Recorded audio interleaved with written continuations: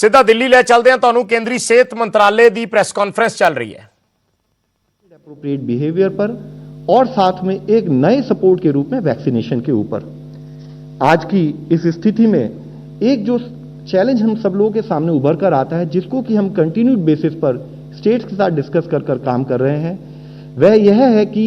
कई स्टेट्स में हमने देखा कि जो सितंबर माह में जितने cases on a daily basis आ रहे थे, उसमें काफी वृद्धि डेली बेसिस पर आने वाले केसेस में हुई है, जिसके कारण वहां का जो हेल्थ इंफ्रास्ट्रक्चर है वह स्ट्रेस में आता है और जिसके लिए हमें स्टेट के साथ मिलकर उस पर काम करने की बहुत अधिक जरूरत है। जिसमें मुख्यतः अगर आप देखें तो 24,886 केसेस अगर एक पीक हमने महाराष्ट्र में नोट की, आज करीब 68,000 के करीब केसेस अगर वहां से आते हैं तो करीब 2.x टाइम ऑफ पीक, यानी कि उतना ही वहां के हेल्थ सिस्टम पर स्ट्रेस क्रिएट हुआ, ये हमारे सामने दिखता है।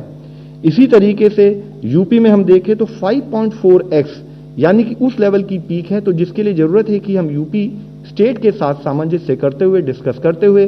वहां पर केस मैनेजमेंट के ऊपर काम करें। इसी तरह छत्तीसगढ़ में 4.5x की एक पीक नोट की गई। राजस्थान हम आप लोगों की दृष्टि में लाना चाहेंगे, जैसे अगर आप देखें यहां पर भी करीब 5 गुना केसेस जो पिछली पीक से आए थे उसके करीब अप्रोक्सीमेटली यहां नोट किए गए। तो इसी तरीके से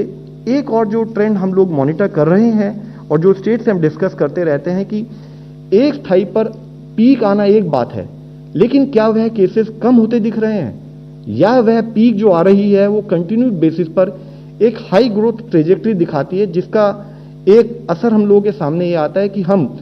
उन स्टेट के साथ डिस्कस करते हुए वहां पर हेल्थ इंफ्रास्ट्रक्चर को और सुदृढ़ बनाएं। जिसमें कि मैं मुख्यतः आप लोगों के सामने हाईलाइट करना चाहूंगा कि जैसे कर्नाटक में अगर पीक भी बढ़ी, साथ में केस का ग्रोथ रेट 7.5% है। इसी तरीके से अगर हम देखें तो तमिलनाडु में पीक भी बढ़ी लेकिन साथ में ग्रोथ रेट भी 5.2% के करीब है।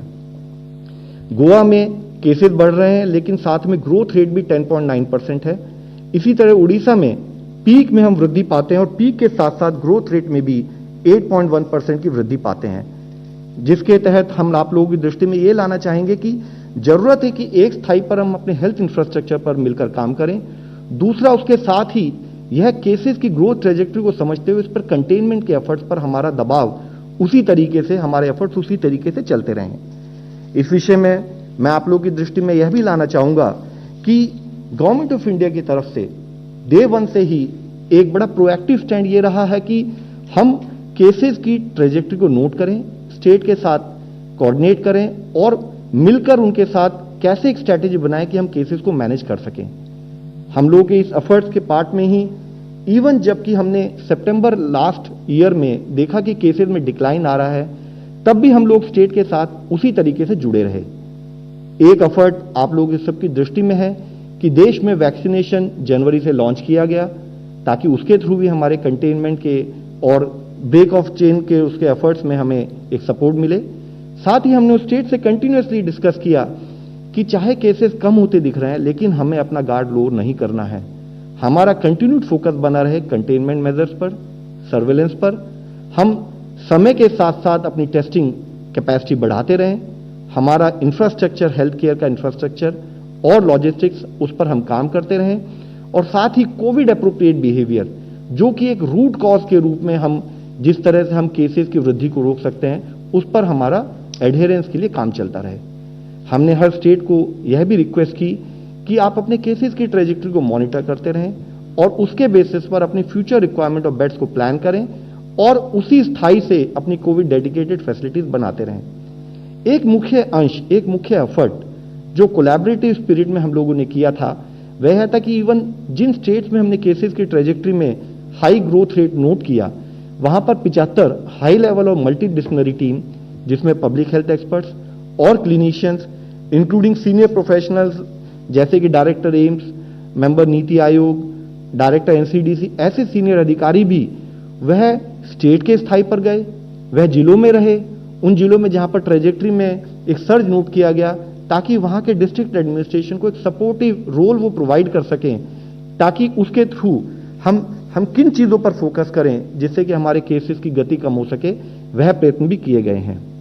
हमने स्टेट्स को एक डिटेल्ड टूल किट भी प्रोवाइड की कि आप कोविड मैनेजमेंट के संदर्भ में आपको क्या क्या कार्य करने हैं और उसके साथ ही एक डिटेल टेम्पलेट भी हमने डिस्ट्रिक्ट को प्रोवाइड किया कि आपके डिस्ट्रिक्ट में अगर हमें कोविड को मैनेज करना है तो कौन कौन से हमारे फोकस एरियाज होने चाहिए, इन फोकस एरिया में पहले महीने में, दूसरे महीने में, तीसरे महीने में किन किन चीज़ों पर हमें क्या काम करना चाहिए, एक टेम्पलेट बनाकर साथ में स्टेट गवर्नमेंट के ऑफिशियल्स के साथ हमने उस टेम्पलेट को उनके साथ डिस्कस भी किया, उनसे रिक्वेस्ट भी किया कि इसके बेसिस पर आप काम करें। जैसे कि आप देखें, चाहे वह महाराष्ट्र के जिले हों, गुजरात के हों, Haryana, Tamil Nadu, Madhya Pradesh, west Bengal, Delhi, Jammu Kashmir, Karnataka, Punjab, Bihar, UP and Chhattisgarh,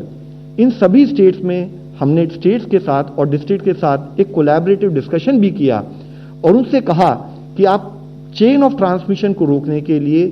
जो कार्य करने हैं इस टेम्पलेट के तहत भी करेंगे तो शायद हम अपने एफर्ट्स में कामयाब हो सकते हैं। इसके साथ ही मैं आप लोगों की दृष्टि में लाना चाहूंगा कि रिसेंटली स्टेट गवर्नमेंट्स को एक दिशा निर्देश जारी किए गए जहां उनसे रिक्वेस्ट किया गया कि जहां जहां पर हायर केसेस आ रहे हैं, जहां पर क्लस्टर ऑफ केसेस रिपोर्ट हो रहा है, वहां जरूरत है कि इंटेंसिव एक्शन और लोकल कंटेनमेंट एफर्ट्स की, क्योंकि हम हमेशा बात करते आए हैं कि जो इसका बीमारी का जो होस्ट है वह ह्यूमन बीइंग है। अगर हमने उसका मूवमेंट रिस्ट्रिक्ट कर लिया तो टू दैट एक्सटेंट हम चेन ऑफ ट्रांसमिशन को रोक पाएंगे। इसके साथ ही हमने स्टेट से यह भी रिक्वेस्ट की है कि जितने भी पेशेंट, जैसे कि आपने कुछ दिनों पहले भी यह विषय मीडिया द्वारा पूछा गया था कि कई हॉस्पिटल्स में सस्पेक्ट केसेस को वह एडमिट नहीं कर रहे हैं, तो हमने रीट्रेट किया कि हमारी क्लिनिकल मैनेजमेंट की जो टेक्निकल सपोर्ट गाइडलाइंस जो कि स्टेट्स को हमने इससे पहले भी पिछले साल भी प्रोवाइड की थी, उसके तहत कोविड सस्पेक्ट वार्ड भी बनाने चाहिए, जहां पर कि अगर कोई पेशेंट जिसका टेस्ट रिजल्ट किसी कारणवश नहीं आया है या डिलेड है बट वो क्लिनिकल सिम्टम से कोविड एग्जिबिट करता है तो आप उसको कोविड सस्पेक्ट वार्ड में एडमिट करके उसका ट्रीटमेंट शुरू करें। आज जरूरी है कि जब पेशेंट के साथ साथ पेशेंट के अटेंडेंट एक हॉस्पिटल में जाते हैं तो वहां पर उनको उनके पेशेंट की स्थिति के बारे में बताया जाए, ताकि एक भय का वातावरण जो कुछ स्थानों पर हमने देखा क्रिएट हुआ उसको कम किया जा सके। इसके लिए हमने स्टेट से यह भी रिक्वेस्ट की है कि जितने भी हॉस्पिटल हैं वहां पर अटेंडेंट के लिए एक डेडिकेटेड फैसिलिटी बनाई जाए बैठने के लिए। वहां पर उनको यह इंश्योर किया जाए कि वहां पर एक टेलीफोन लाइन हो जो कि नर्सिंग स्टेशन से कनेक्टेड हो, और कोशिश की जाए कि एक एफर्ट इंश्योर किया जाए कि एक सीनियर डॉक्टर दिन के एक नियमित समय पर वहां पर आकर उस हॉस्पिटल में जो पेशेंट एडमिट है उनकी स्थिति के बारे में।